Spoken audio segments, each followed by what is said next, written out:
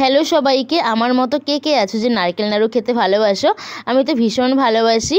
তো আজকে যেহেতু নারকেল নাড়ু বানাবো, তাই ভাবলাম রেসিপিটা তোমাদের সাথে শেয়ার করি। আর আমি জানি তোমরা সকলেই নারকেল নাড়ু বানাতে পারো, তো আমি কীভাবে বানাচ্ছি সেই রেসিপিটা তোমাদের সাথে শেয়ার করেছি। তো বুনু তো নাচতে নাচতে ঘর থেকে 3টে নারকেল নিয়ে আসলো। তার মধ্যে একটা নারকেল ভালো ছিল না, আমাকে বললো যে নারকেলের খোসাগুলো ছাড়াতে। আমি দেখো এখন দাউ দিয়ে নারকেলের খোসাগুলো ভালো করে ছাড়িয়ে নিচ্ছি। দেখতেই পাচ্ছ ভীষণই শক্ত, মানে খোসাগুলো ছাড়ানো যাচ্ছিল না। তারপরে দাও সেরকম ধার ছিল না, অনেক কষ্ট মষ্ট করে খোসাগুলো ছাড়াচ্ছি হাত দিয়ে টেনে টেনে, তাও মানে উঠছে না, এত শক্ত বলার মতো না। তারপরে নিচতে ভালো করে কেটে নিই, তারপরে খোসাগুলো ছাড়িয়ে নিচ্ছি। দেখতেই পাচ্ছ এখন মানে খুব সুন্দরভাবে খোসাগুলো বেরিয়ে আসছে।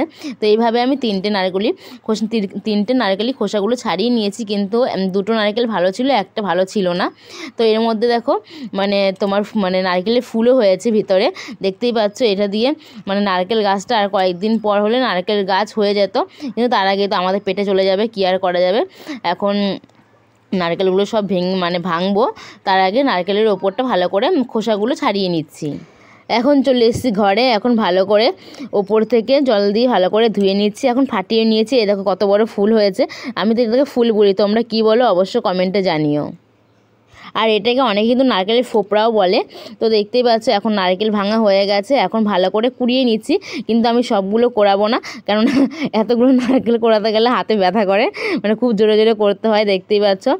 তাই আমি অল্প কোড়াবো। আর বাদবাকিটা ঠাম্মাকে দিয়েছি, ঠাম্মার দায়িত্ব, ঠাম্মা কুড়িয়ে দিচ্ছে।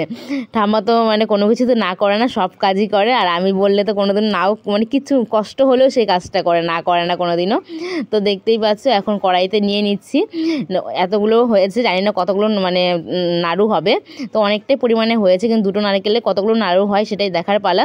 এখন পরিমাণের মতো গুড় দিয়ে দিচ্ছি, তার সাথে চিনিও দিয়েছি। তোমরা যদি মনে করো শুধু গুড় দিয়ে করবে, তো গুড়ের পরিমাণটা বাড়িয়ে দেবে। আর যদি মনে করো চিনি দিয়ে করবে, চিনি দিয়ে নারকেল নাড়ুটা খেতেও ভালো লাগে, দেখতেও সাদা হয়। গুড় দিলে একটু কালো কালো হয়ে যায়। এখন ভালো করে হাত দিয়ে চটকে মেখে নিচ্ছি।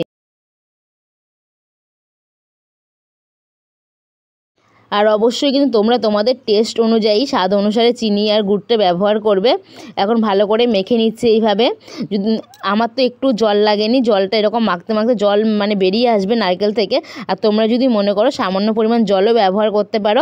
এখন গ্যাস অন করে গ্যাস ধরিয়ে দিয়েছি, দেখতেই পাচ্ছ। তারপরে কড়াইটাও বসিয়ে দিয়েছি, এখন খুন্তি দিয়ে ভালো করে নেড়ে নিচ্ছি, কেননা নাড়াচাড়া না করলে কিন্তু কড়াইয়ের নিচে লেগে যেতে পারে, তখন কিন্তু নারকেল নাড়ুটা খেতে ভালো লাগবে না।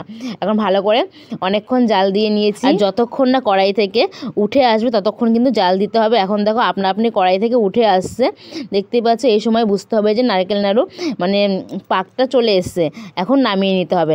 সামান্য একটু ঠান্ডা করে নিয়েছি কয়েক মিনিট, তারপরে দেখো এখন হাতের মধ্যে সর্ষের তেল মেখে ভালো করে গোল গোল করে নিচ্ছি, নাড়ুর শেপে দিয়ে নিচ্ছি, দেখতেই পাচ্ছ তোমরা। কেন তেল না দিলে হাতের মধ্যে হয়তো লেগে যেতে পারে, এর জন্য। কত সুন্দরভাবে নাড়ুগুলো হচ্ছে তোমরা দেখতেই পাচ্ছ। ঠাম্মাও হেল্প করছে, আর বোন ওখানে ক্যামেরা করছে, মানে ভিডিওটা করে দিচ্ছে। তো আজকে নারকেল নাড়ু রেসিপি তোমাদের কেমন লাগলো অবশ্যই কমেন্টে জানিও। আর অবশ্যই তোমরা এইভাবে বাড়িতে ট্রাই করো। আর তোমরা যদি মনে করো নারকেল নাড়ুর মধ্যে এলাচও দিতে পারো একটু, আমি আর সেটা ব্যবহার করিনি, কারণ এমনি টেস্ট হয়, আর এলাচটা দেওয়া হয়নি। টাটা সবাইকে, সবাই ভালো থেকো, সুস্থ থেকো।